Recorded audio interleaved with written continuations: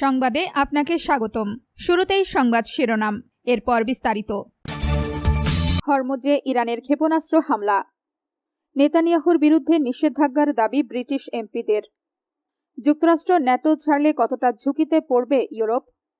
পাকিস্তানের সশস্ত্র গোষ্ঠীর হামলায় 9 পুলিশ নিহত। আপনি যদি মুসলিমদের পাশে থাকতে চান তাহলে ভিডিওতে লাইক করে চ্যানেলটি অবশ্যই সাবস্ক্রাইব করে দিবেন। এখন বিস্তারিত। হরমুজে ইরানের ক্ষেপণাস্ত্র হামলা। হরমুজ প্রণালী দিয়ে চলাচলকারী দুটি বাণিজ্যিক জাহাজ লক্ষ্য করে ক্ষেপণাস্ত্র হামলার অভিযোগ উঠেছে ইরানের ইসলামী বিপ্লবী গার্ড IRGC এর বিরুদ্ধে।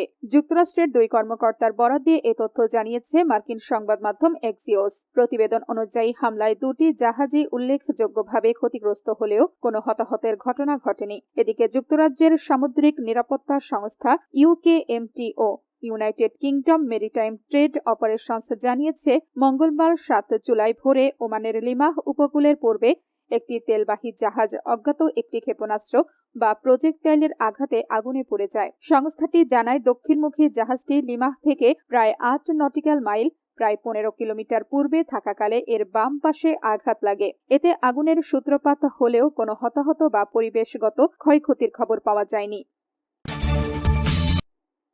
নেতানিয়াহুর বিরুদ্ধে নিষেধাজ্ঞার দাবি ব্রিটিশ এমপিদের। ফিলিস্তিনি বেসামরিক নাগরিকদের ওপর ইসরায়েলের নির্যাতন ও মানবাধিকার লঙ্ঘনের অভিযোগে দেশটির প্রধানমন্ত্রী বেনিয়ামিন নেতানিয়াহু এবং দেশটির বিচারক বিষয়ক মন্ত্রীর ওপর নিষেধাজ্ঞার আহ্বান জানিয়েছেন কয়েকজন ব্রিটিশ এমপি। খবর মিডল ইস্ট আইয়ের। স্কাই নিউজের প্রতিবেদনে বলা হয়েছে, গত সপ্তাহে বিভিন্ন রাজনৈতিক দলের অন্তত 71 জন ব্রিটিশ এমপি ও লর্ডস সদস্য দেশটির পররাষ্ট্রমন্ত্রী ভেট কুপারকে লেখা একটি চিঠিতে এই দাবি জানান। চিঠিতে বলা হয়েছে, ফিলিস্তিনি বেসামরিক নাগরিকদের ওপর পদ্ধতিগত ও নথিভুক্ত নির্যাতনের দায় ইসরায়েল সরকারের, যার মধ্যে প্রধানমন্ত্রী নেতানিয়াহুও রয়েছেন। যুক্তরাষ্ট্র ন্যাটো ছাড়লে কতটা ঝুঁকিতে পড়বে ইউরোপ। বর্তমানে ন্যাটোর ইউরোপীয় সদস্য রাষ্ট্রগুলো প্রতিরক্ষা ও নিরাপত্তার ক্ষেত্রে যুক্তরাষ্ট্রের ওপর চরমভাবে নির্ভরশীল, বিশেষ করে গোয়েন্দা তথ্য সংগ্রহ, সার্বক্ষণিক নজরদারি ও পুনরুদ্ধার অভিযান এবং স্যাটেলাইট ইন্টেলিজেন্সের মতো মহাকাশ ভিত্তিক প্রযুক্তিতে ইউরোপ অনেকটাই ওয়াশিংটন নির্ভর।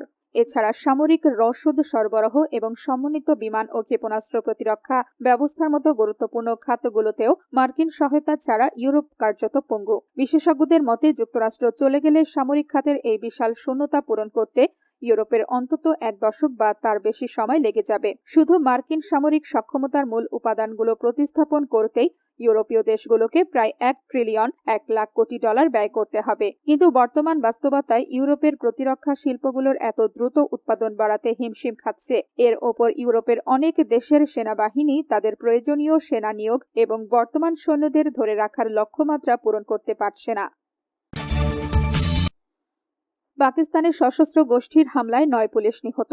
পাকিস্তানের বেলুচিস্তান প্রদেশের জিয়ারত জেলায় একটি পুলিশ পোস্টে ভয়াবহ সন্ত্রাসী হামলায় 2 স্টেশন হাউস অফিসার সহ অন্তত 9 জন পুলিশ সদস্য নিহত হয়েছেন। মঙ্গলবার 7 জুলাই দেশটির সরকারি কর্মকর্তা ও স্থানীয় প্রশাসন এই তথ্য নিশ্চিত করেছে। হামলার পর নিরাপত্তা বাহিনীর চালানো এক যৌথ ক্লিয়ারেন্স অপারেশনে নিষিদ্ধ ঘোষিত তেহরিক-ই-তালেবান পাকিস্তান TTP এর 15 জন সন্ত্রাসী নিহত হয়েছে, যাদের রাষ্ট্রীয়ভাবে ফিতনা আল খাওয়ারিজ হিসেবে আখ্যায়িত করা হয়। স্থানীয় সূত্র ও প্রশাসন সূত্রে জানা গেছে, গভীর রাতে একদল সশস্ত্র সন্ত্রাসী জিয়ারত জেলার মাঙ্গি ড্যাম এলাকার একটি পুলিশ পোস্টে অতর্কিত হামলা চালায়। সেখানে কর্তব্যরত পুলিশ সদস্যরা সাহসিকতার সাথে সন্ত্রাসীদের বিরুদ্ধে বন্দুকযুদ্ধে লিপ্ত হলেও এক পর্যায়ে হামলাকারীরা ফাঁড়ির ভেতরে প্রবেশ করতে সক্ষম হয়। জিয়ারতের ডেপুটি কমিশনার আব্দুল কুদ্দুস আচাক জাই নিহতের সংখ্যা নিশ্চিত করে জানিয়েছেন, হামলায় মাঙ্গি ও কাওয়াস থানার SHO এবং অ্যান্টি টেরোরিস্ট ফোর্সের ইনচার্জ হেড কনস্টেবল